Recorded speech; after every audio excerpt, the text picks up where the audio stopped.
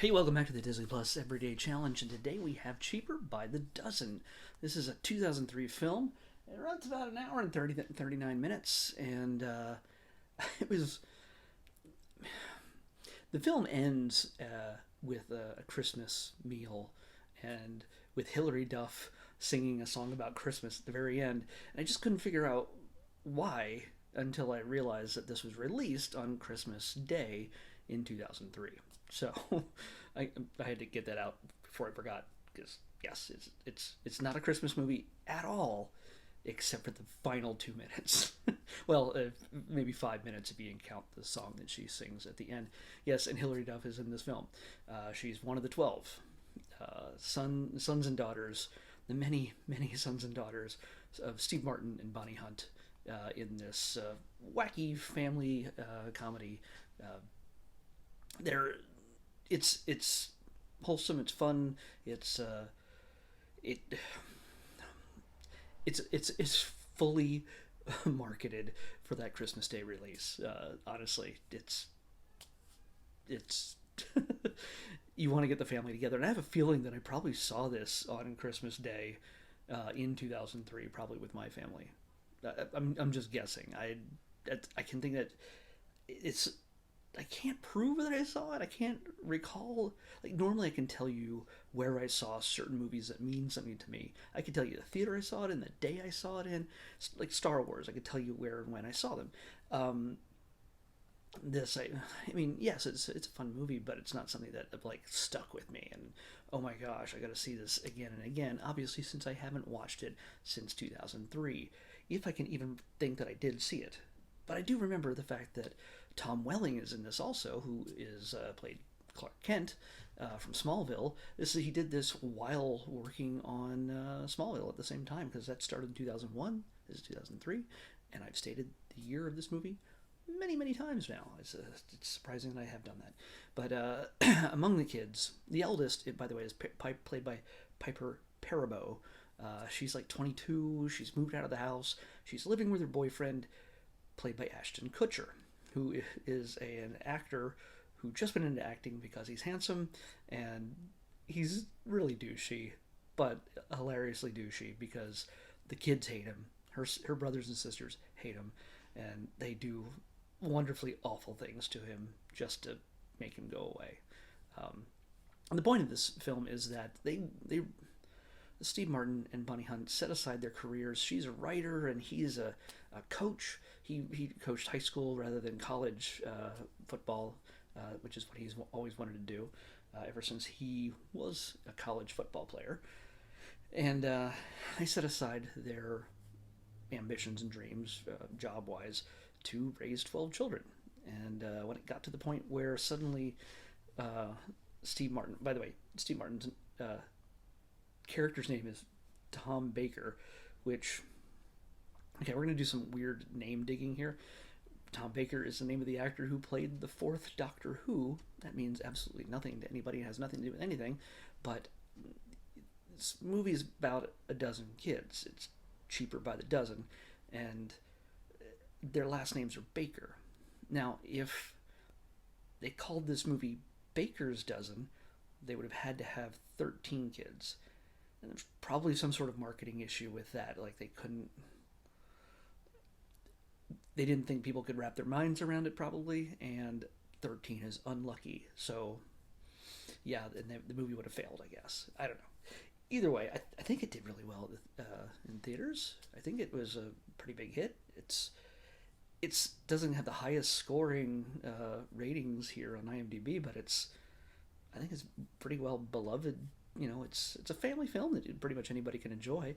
It's lots of kids just doing crazy antics because they're out of control. Who can control 12 kids all at once, especially when one of them has to go off on a book tour? Yeah, not only does Dad get his dream coaching job, and they have to move the entire family back to a more suburban locale closer to the city, but suburban still instead of the country where they all grew up, because Dad got that football coaching job of his dreams. Mom suddenly gets a book deal for the book called Cheaper by the Dozen about raising 12 kids.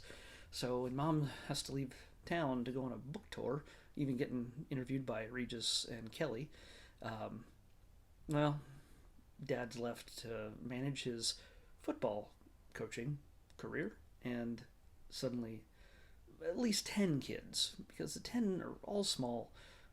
They're all fairly small. I mean, he also deals with Tom Welling, who's his oldest son, Charlie, and Charlie is just a surly teen. You just don't see that in Clark Kent. Clark Kent's always so wholesome.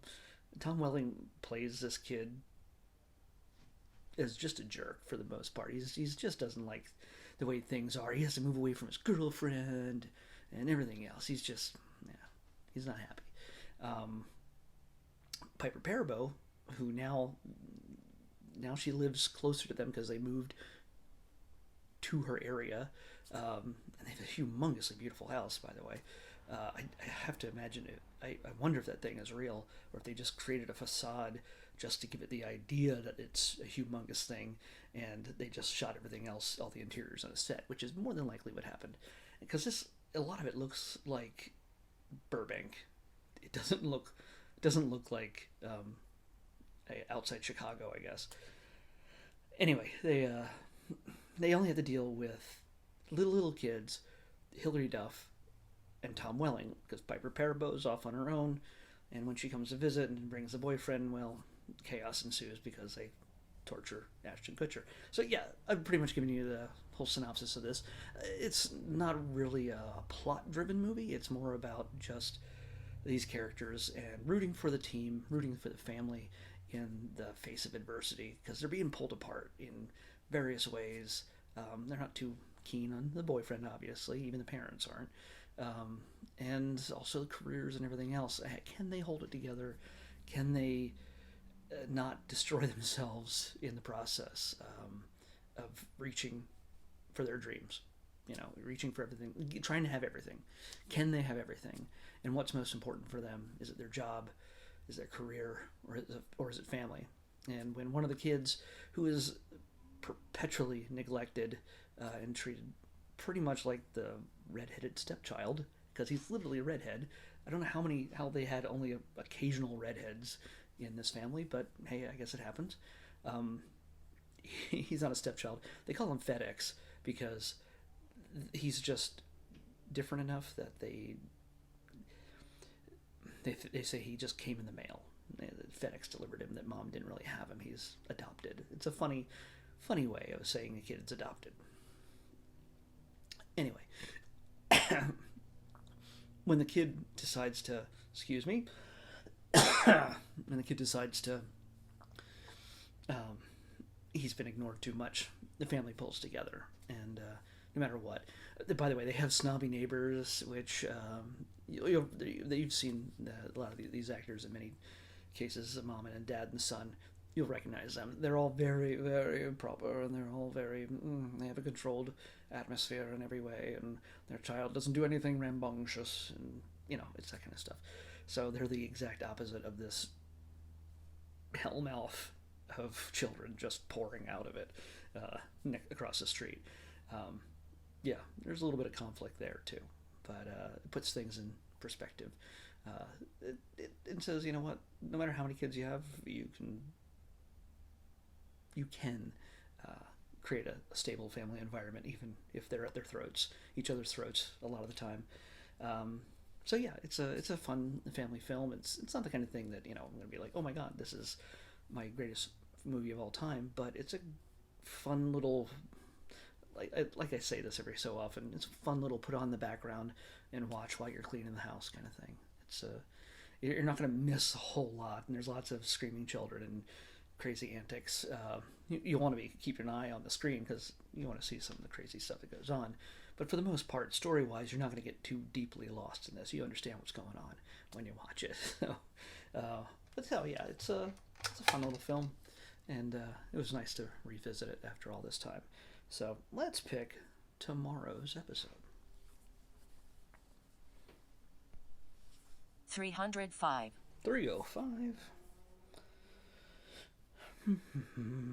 305. Oh, okay. Documentary Town. I think it's some more Nat Geo. This looks like a little bit of a mystery. It's is it really a lost? It's a lost city. They're talking about a lost city.